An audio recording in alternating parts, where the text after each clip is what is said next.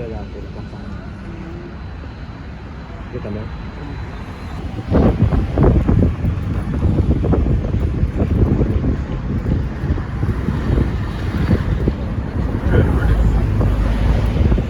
We're just crossing over the Johnson Street Bridge. When we return over the bridge, the commentary will continue.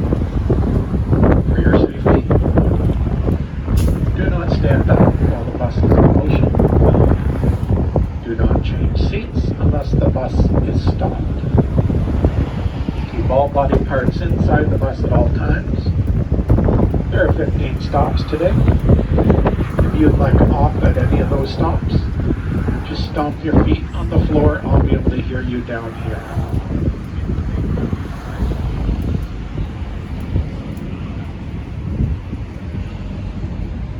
Get off at the Craigdarroch Castle stop. The castle is only open Friday.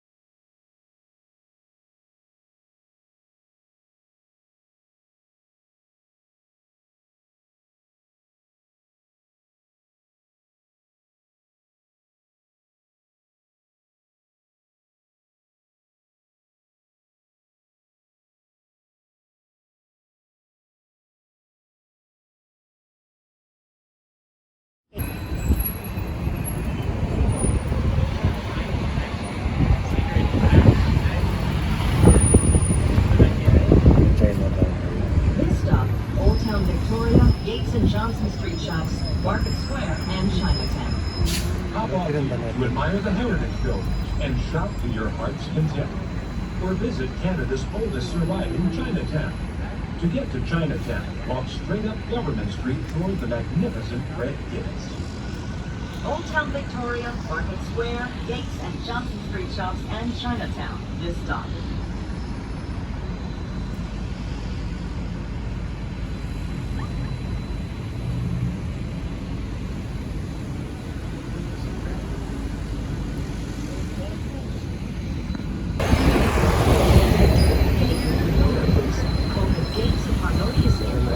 Marks the entrance to Victoria's Chinatown. You'll get a better look at this gateway when we pass through it in a few minutes. Legend has it that the hand-carved stone lions to either side will spring to life if they're ever needed. Thousands of people from the Canton province of China came to Victoria in the late 1800s. The gold rush of 1858 lured the first Chinese immigrants here. Later generations came to work in coal mines. Chinese laborers also played a major role in building the transcontinental line of the Canadian Pacific Railway, which united Canada from coast to coast. Some of these newcomers decided to settle permanently in Victoria as the European population in Victoria. Victoria's Chinatown is now a National Historic Site and an enticing neighborhood to explore. Behind the ornamental brick facades facing the street, you'll find a maze of alleys, tiny courtyards, and mysterious backdoor entryways decorated with ancient Chinese signs and symbols. Some of these back doors lead to stores or tea houses. Others used to be secret entrances to the district's notorious opium parlors and gambling clubs.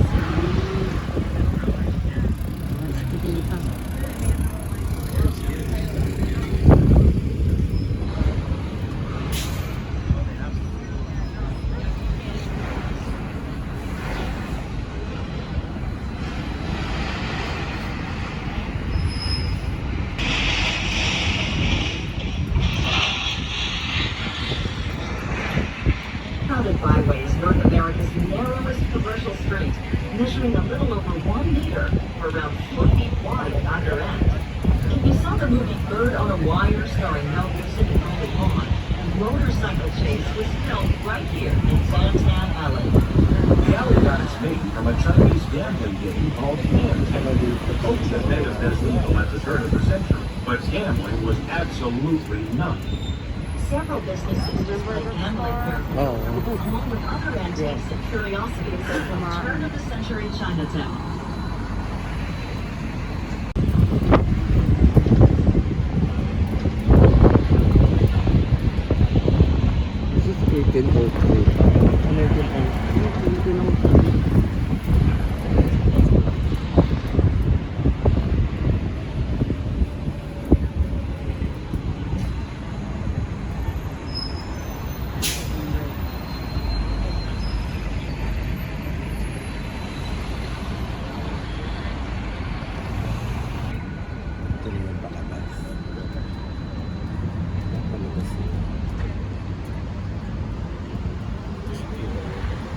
The large red masonry building just ahead is Victoria's City Hall.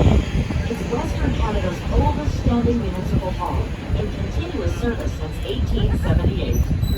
Victoria's passion for preserving historic buildings began right here at City Hall. It was slated for demolition in the 1980s, but the threat of losing this link to the past galvanized citizens to lobby against the plan. They won the day and saved this landmark, which became the city's first heritage building to be adapted for reuse. It's now part of the Centennial Square Civic Complex, which features an eclectic mix of architectural styles, old and new. Just past it, you'll see our new City Hall. It stands adjacent to another blend of historic architecture and modern improvements, the McPherson Playhouse. It's one of many cultural venues in our city. We don't have to go to Vancouver to experience the thrill of live performance. Theater, opera, ballet, and live music all thrive in Victoria. Victoria's community design policies and heritage tax incentive program have won top honors from the Planning Institute of British Columbia and the International Downtown Association.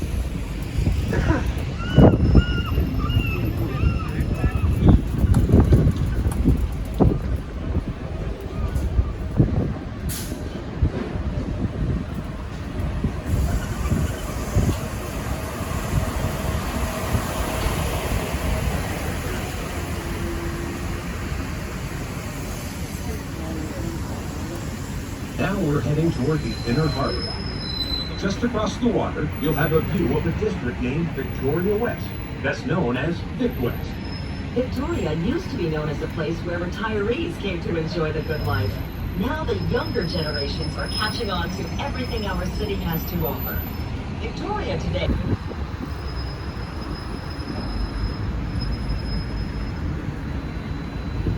Of Victoria's old courthouse. You can also walk back to Chinatown from this stop. Bastion Square, this stop.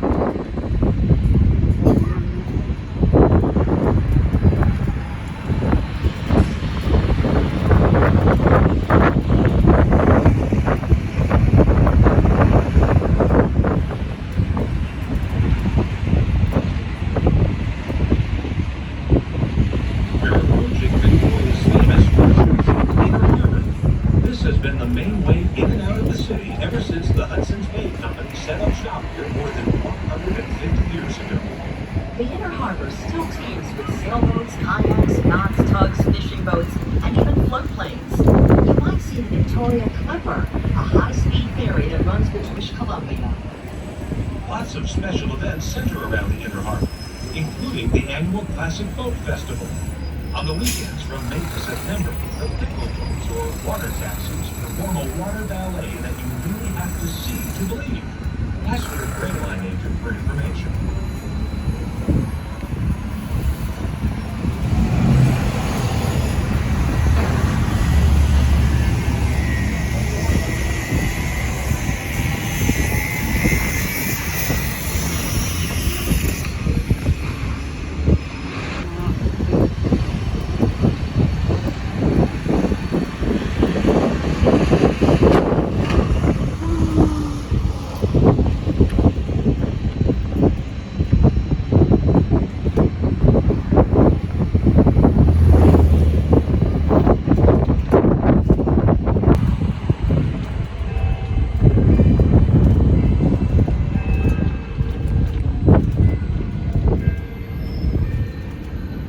Baliktad tayo ng pwesto kasi. Ganda ng pag-iis.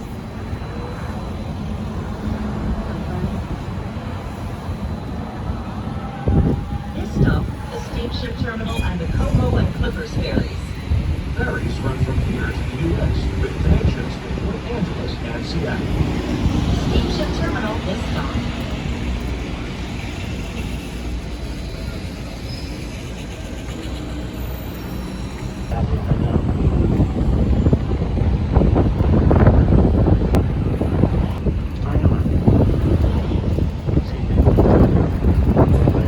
We're getting close to one of my favorite destinations, Fisherman's Wharf. It's not just a tourist attraction. This is a working Fisherman's Wharf where you can buy local seafood fresh off the boat. Walk along the seawall for a close-up look at the fishing boats. The most eye-catching visitors moored along the docks are the colorful floating houseboats, also known as liverboards. You might see a harbor seal pop up to give you the once-over. Fisherman's Wharf always makes me want to get out of the water.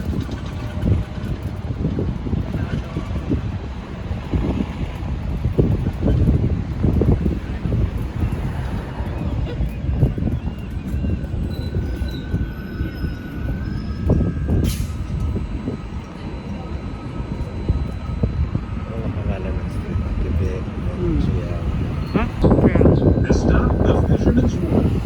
Hop off here without board one of the green water taxis called Pickle Boats and see Victoria from the water. Fisherman's Wharf, this stop. Dito. Coast Victoria Hotel and Marina. Oo na.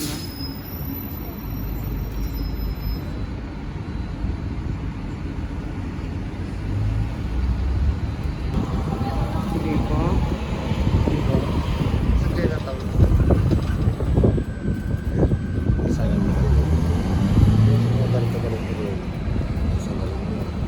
Sightseeing.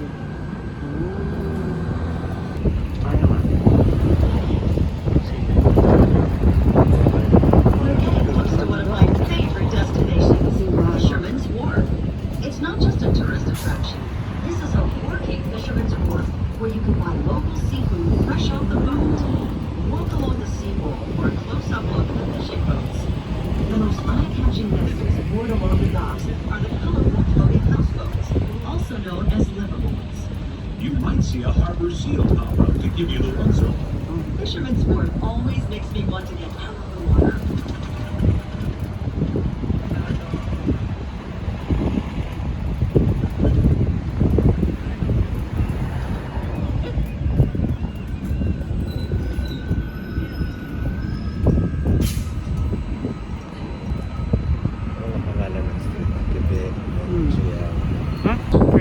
This stop, the Fisherman's Wharf.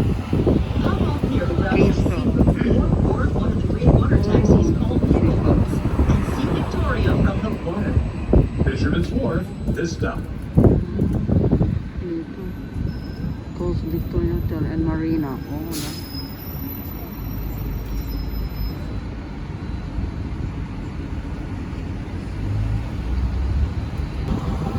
Sige po.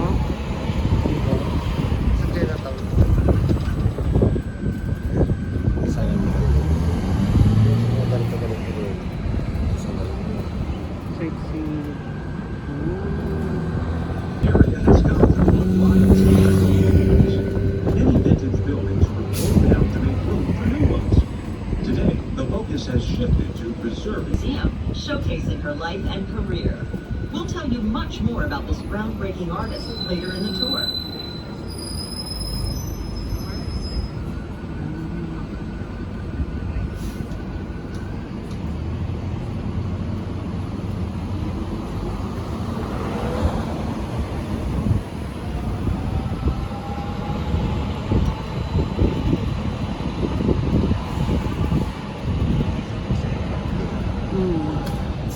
Parang tingnan na.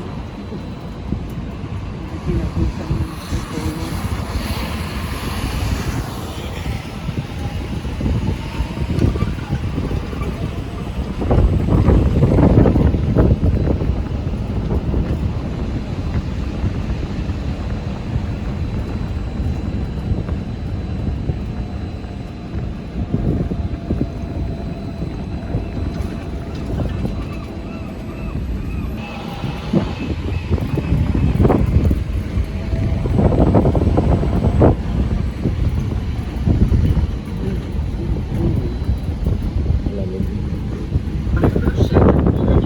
Right here. Ogden Point even has a heliport with service to Vancouver.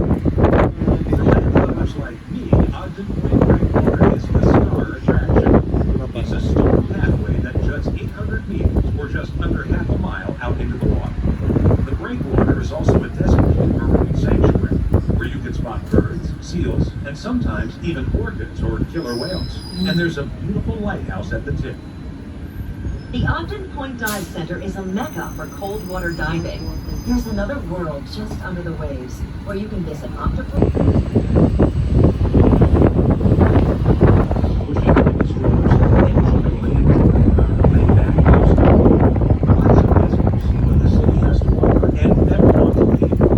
Many of our younger residents studied at the prestigious and beautiful University of Victoria.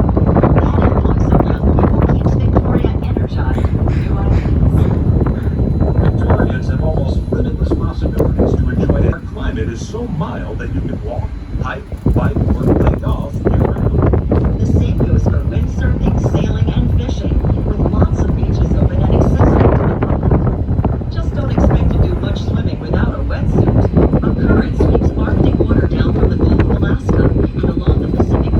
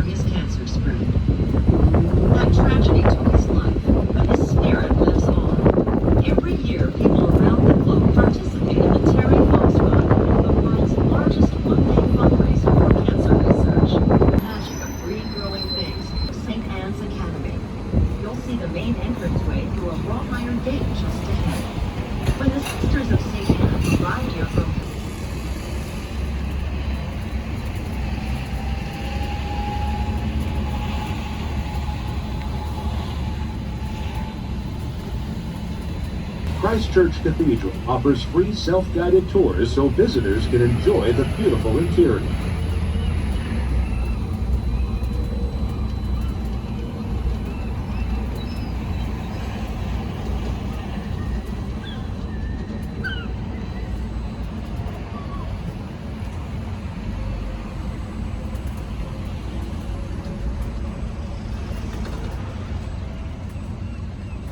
This stop, Christchurch Cathedral.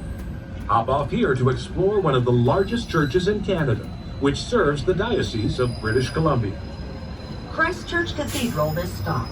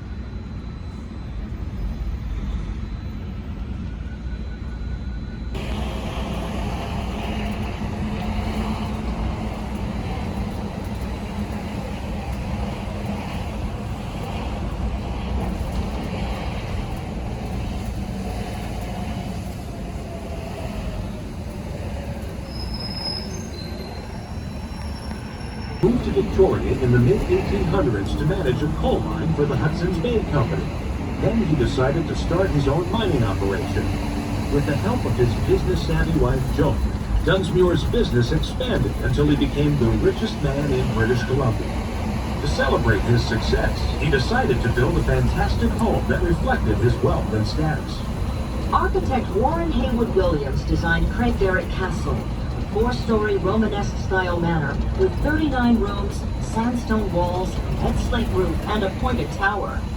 Construction began in the late 1880s. When it was finished, Dunsmuir's home was nothing short of astonishing, with fine Victorian furniture, Persian rugs, delicate and costly woodwork, and hand-painted decorations. The stained and leaded glass windows rank among the finest residential examples in North America. Today, the castle is a museum. Take a self-guided tour through its opulent rooms and explore the beautiful grounds to discover what it was like to be immensely wealthy in the late 1800s. Stay tuned to find out more. This stop, Craigdarroch Castle. If you purchase the enhanced Craigdarroch ticket, this is your stop. Walk uphill about 1 block, then step back in time and experience the extravagant lifestyle of Victoria's richest of the rich. The self-guided tour takes 45 minutes to an hour. Craigdarroch Castle, this stop.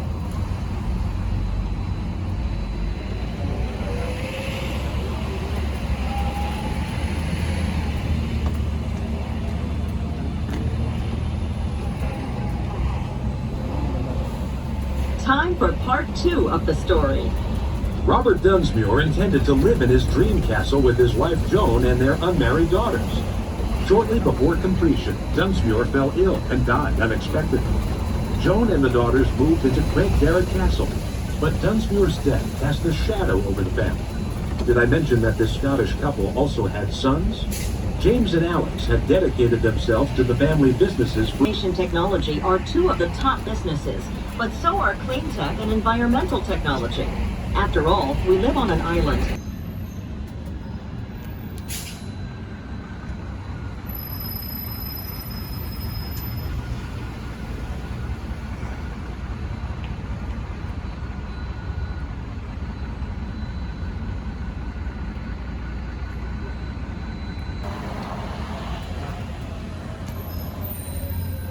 Oak Bay's seaside charm has always made it one of Victoria's most desirable places to live.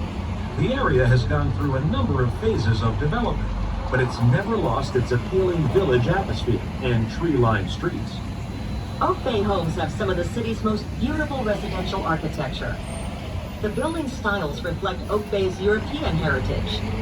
Near the water, for instance, Look for touches that remind you of traditional British cottages, like rounded doorways, ornately carved Georgian columns, or diamond-shaped leaded glass windows.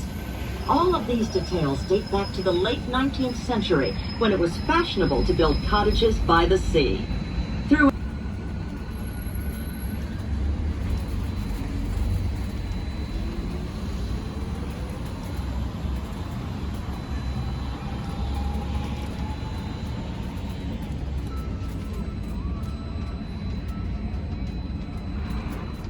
Oak Bay Beach Hotel, and you can still feel the 1920s ambiance in the elegant lobby and dining room.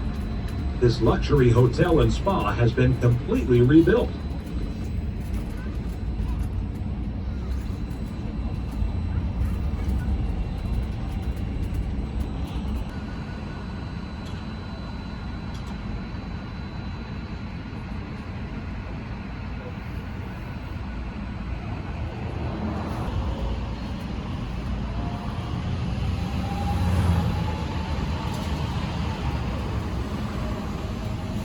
Spiciest neighborhoods in town.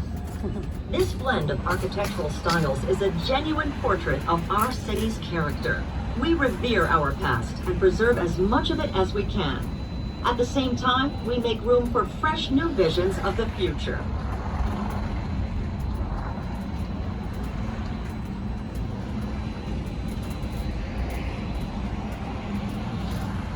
The sheltered and nutrient-filled waters around Vancouver Island support a rich array of marine life, from plankton to sea stars, crabs, and a vast assortment of saltwater fish. Those fish support marine mammals like sea otters, seals, and sea lions. Seabirds get in on the action too. Watch for osprey and cormorants diving for fish. All that plankton attracts whales, making Victoria a premier spot for whale watching. In the spring, thousands of Pacific gray whales pass the west coast of Vancouver Island as they migrate north. You can also spot humpback and minke whales. 3 pods of black and white orcas, or killer whales, spend a good part of the year just south of the island in the Salish Sea, socializing and feeding on fish and smaller sea mammals. Victoria has plenty of whale watching opportunities, from small open-air boats to big, comfortable covered vessels that serve tea and drinks. You're sure to find a whale watching tour to suit your taste. Check with one of our agents.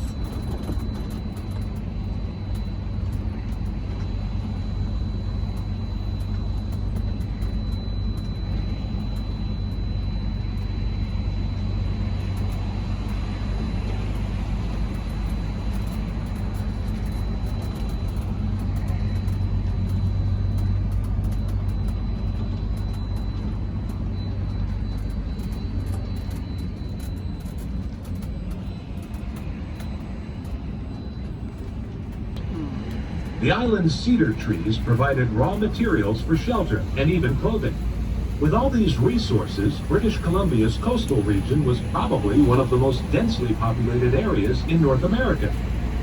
Later, when British Columbia became part of Canada, indigenous people still made up the majority of the population. But contact with European settlers shrank their numbers substantially over the decades to come. More than 30 different First Nations languages, about 60% of all the Canadian First Nations languages, are part of British Columbia's history. Today, Victoria's Royal British Columbia Museum works with First Nations elders from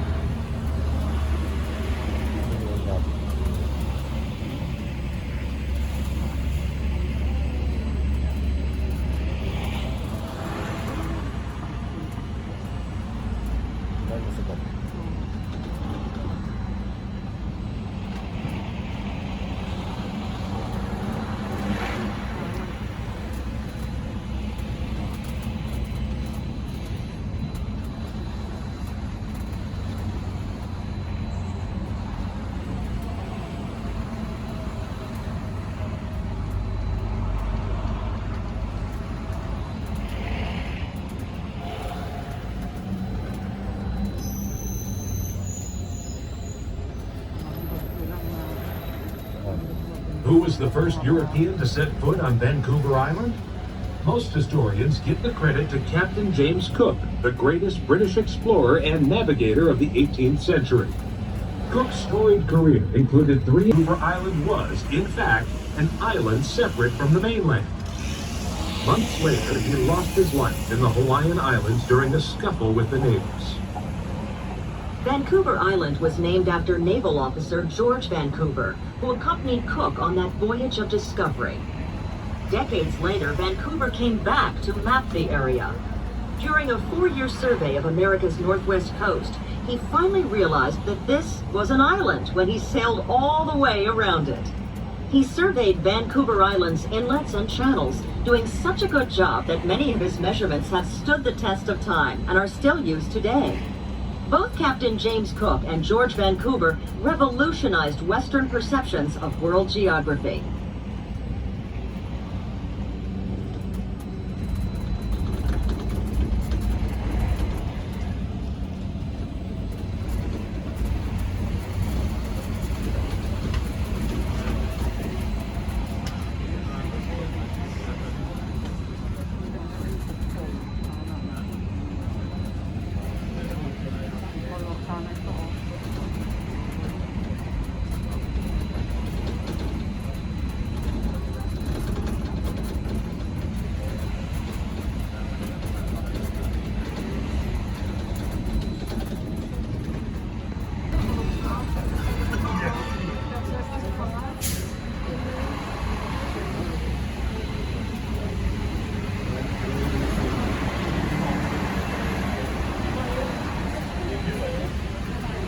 This stop, the Fairmont Empress Hotel. Hop off here to visit this famous landmark, wander through its gardens, or partake in a classic Victorian English afternoon tea. The Fairmont Empress Hotel, this stop.